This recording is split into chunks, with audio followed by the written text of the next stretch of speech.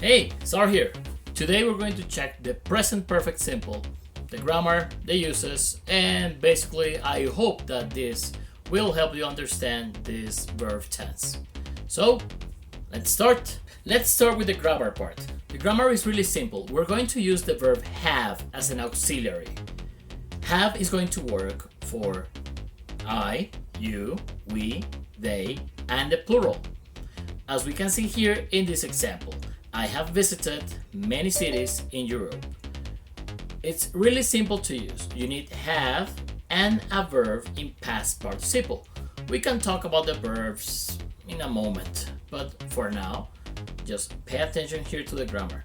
We can replace any subject here, and the sentence will make sense in the end. But you have to make sure to know when to use it and when not to use it. Now, on with the negative. The negative statements are just going to include not. So I can say, I have not visited. As you can see here, we have some options. For example, you can take the contraction here with have. Instead of saying I have, you can say I've not visited. Simple enough. Or you can also take this other contraction right here, haven't. Both are basically the same thing. It all depends where you want to make some emphasis on. But you take the one. What is most common here? Well, when people are talking, I've not. I have listened to that plenty of times, regardless of the country. And haven't is pretty common for, I don't know, exercises or grammar answers. Both things are natural, so you choose the one that you feel like. Okay, now, yes, no questions. Yes, no questions are really simple. We just have to swap have into the first position of the sentence. So here we can just say, have you visited? Yeah. Have you visited your grandma this year? Yes, I have. No, I haven't. Well, no, I haven't, sadly. Same as before, we can replace the subject with any of the ones that we have here. So this is the main rule, but as you saw, we just left behind the third person. It's basically because the third person has some special rules. Okay, now, third person singular. He, she, it. Singular. Yeah, plain and simple. The only modification we're going to have here is the conjugation of have. We're going to use has. So, here we can say Sergio has visited. He has visited. It's nothing too complicated in the grammar here. Same as before, the negative is going to use not. And we also have the options we had before for the contraction. We can have the contraction with have and the subject. So instead of saying he has, we can say his. It can be a little confusing, especially for some people who confuse this contraction with the one with the verb to be. Just notice that just in front, we are going to have not and the verb in past participle. Also, we can just use hasn't. Again, both are pretty common. It really doesn't matter. And as you learn and you interact with more people, you're going to see which one is more common depending the people you deal with. Yes, no questions are basically the same thing as yes, no questions with have. We're going to use has in this case. We can mention, has the teacher explained this before? Yes, he has. No, he hasn't. Has Sergio visited Vienna yet? Oh, he hasn't. So, yeah, that's it. There's no real science behind this. Again, you can replace all the subjects. Sergio, he, she, it, anything with singular. Okay, so the verb I used in the examples was the verb visit. It's an easy one because the past and the past participle is just to add ed. So there's another video talking about irregular verbs, but these are the ones that can be tricky for some of us. There are no rules for irregular verbs. Well, there are some, but not many. I just classify them in three groups. The ones who don't want to change, like caught. The past is caught, and the past participle is caught.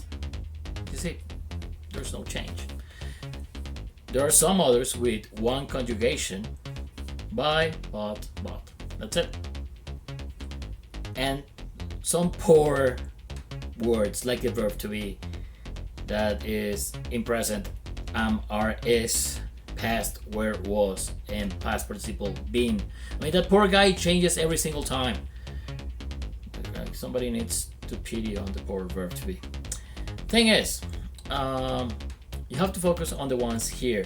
You're going to download a list with verbs, and maybe it's a good idea to check them out. It's a very bad idea to play and memorize them all at once. Just be keen on using the ones that are closer to you. Yeah. For example, the 3 basic actions of any human being: eat, drink, and sleep. Those are irregular verbs. And for the tense that we're talking today to, the present perfect simple, that one, present perfect simple, yeah. You are going to use the ones on the 3rd column. Right here, we just have them in 3 little red squares. Okay, so to say, I have cut, yeah. I have cut many trees. I hope I don't cut trees. She's bought a new PlayStation. That means she's a gamer. And so on. So these examples can help you to maybe reinforce the idea. But grammar is one thing. Now we have to check the uses. Uses is where it's at. So check the uses and then try to apply them to your daily speech. Now, on with the uses when you use the present perfect simple. Well, the first one is really simple. Yeah, that's in the word. When we talk about general experience with no specific time, sometimes. So you can say, for example, I have worked as an engineer for several years, or I have finished my homework. The typical explanation here, when many people say it, it's an action that started in the past and continues in the present. That's partly true. However, it's more like an action that started before and right now it has an effect. Your experience is an effect, and the thing that the homework is finished until now, it's another effect. So that's one of the uses.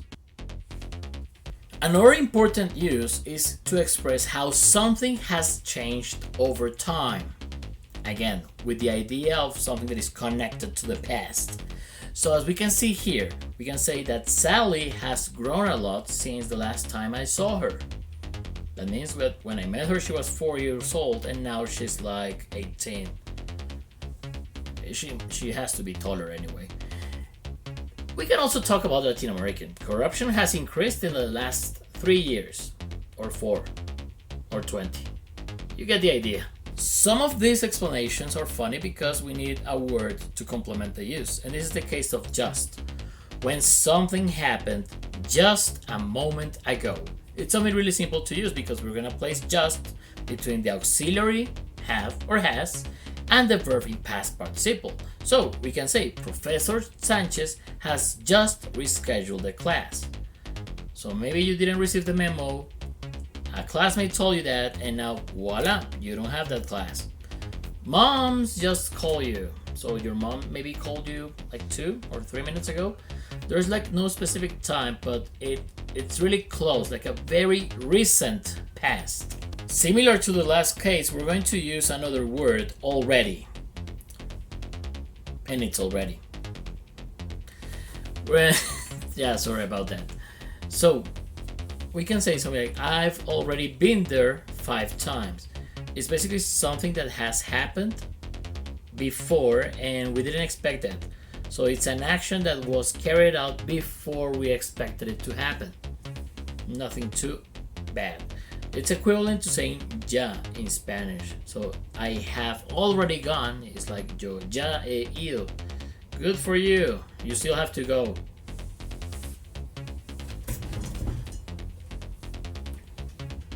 This one is mostly connected to negative statements and questions, and it's something that hasn't happened yet. For example, well, we can enclose the timeline too, right? To be more specific. Have you seen Diana today? No, I haven't. So that's one way Yeah, when you ask questions about experience too.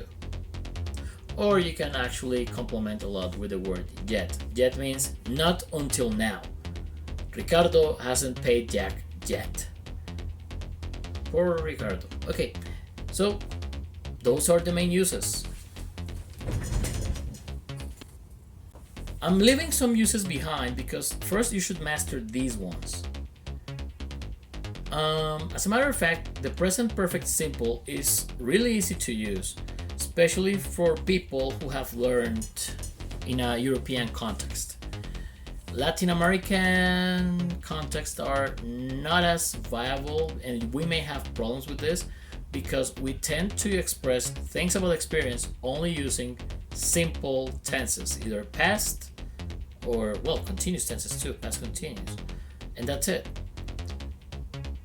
And they do use it a lot in Spain, so with the auxiliary verb haber, which is have. Funny. But you're going to be able to master it. So once you check this video, maybe check other ones. Yeah, several explanations can help better understanding. Check 3 videos and then triangulate. Also, some grammar drills here, yeah, they can work. But most importantly, get this into your daily way of speaking. So, without further ado, that's it. Cesar off. Bye. Take care.